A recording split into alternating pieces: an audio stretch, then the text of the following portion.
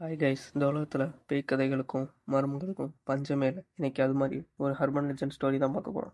இது Indian urban legend நாலேவா. இப்போ நான் சொல்கிறத இமேஜின் பண்ணி பாருங்கள். மிட் நைட்டில் ஒரு லேடி வந்து உங்கள் வீட்டு கதவை தட்டி திறங்கன்னு சொன்னால் திறப்பீங்களா? அது கொஞ்ச நேரத்திலேயே உங்களுக்கு தெரிஞ்சவங்க வயசாக இருந்தால் திறப்பீங்க. ஆனால் இந்த ஸ்டோரியில் நீங்கள் கதவை திறக்கக்கூடாது. அது ஏங்கிறத இந்த ஸ்டோரி போக போக சொல்கிறேன். இந்த கதை 1990களில் உண்மையாக நடந்ததாக சொல்லப்படுது. டெல்லி தெருக்களில் ஒரு சூனியக்காரி சுற்றி திரிந்ததாகவும் அந்த சூனியக்காரி தெருவோரமாக விளையாண்டுருந்த குழந்தைகளை கூட்டிகிட்டு போய் நரபலி கொடுத்ததாகவும் சொல்கிறாங்க. இந்த நரபலி நிறையா தொடர அந்த ஊர் மக்கள் ஒரு நாள் அந்த சூனியக்காரி அடித்து கொண்டுறாங்க. அதோட அவங்க பிரச்சனை முடிஞ்சதுன்னு நினச்சாங்க.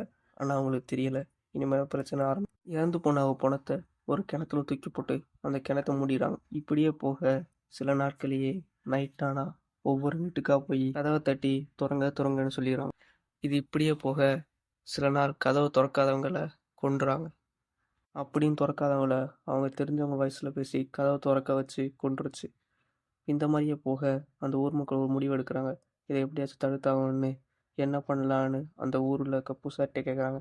அப்போ அவர் எல்லார் வீட்டு சவத்துலையும் நாளை அவங்க எழுத்துறது சொல்கிறாரு. இதை பார்த்துட்டு அந்த பேய் திரும்ப போகிறதா அவங்க ஒரு நம்புகிறாங்க. அந்த ஊர் மக்கள் ரெண்டாவதாக இன்னொரு கதையை நம்புகிறாங்க. அந்த லேடியும் அவங்களுக்கு ஒரு பொண்ணு இருந்திருக்காங்க. அவங்க அந்த ஊரில் இருக்க ஒரு பண்ணையார் வீட்டில் வேலை செஞ்சுட்ருக்காங்க. அவங்களோட பொண்ணு ஒழுங்காக வேலை செய்யாததை பார்த்து அந்த பண்ணையர் அந்த பொண்ணை அடிக்கிறார். அடிச்சதில் அந்த பொண்ணு இறந்து போகுது. இதை பார்த்து அந்த அம்மா ஒரு கிணத்துல விழுந்து இறந்து போயிடுறாங்க.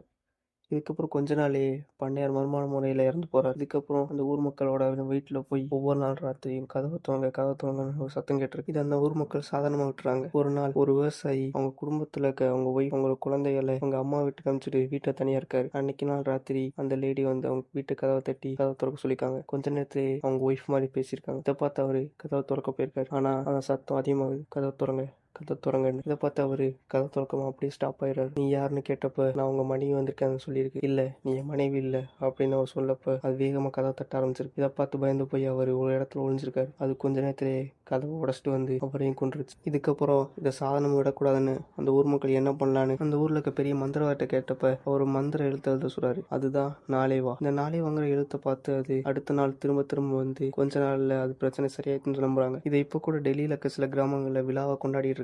இது இன்னமும் நாட்டுப்புற கதைகள் வழியா உயிர்ப்போட இருக்கு. இந்த மாதிரி இன்னும் மிஸ்டியான விஷயங்களை தெரிஞ்சுக்க நம்ம சேனலை சப்ஸ்கிரைப் பண்ணி ஹெல்ப் பண்ணுங்க. நீங்க பண்ற ஒவ்வொரு சப்ஸ்கிரைபும் எனக்கு இன்னும் தொடர்ந்து வீடியோ போட ரொம்ப ஹெல்ப்ஃபுல்லா இருக்கும். மறக்காம சேனலை சப்ஸ்கிரைப் பண்ணிட்டு போயிருங்க.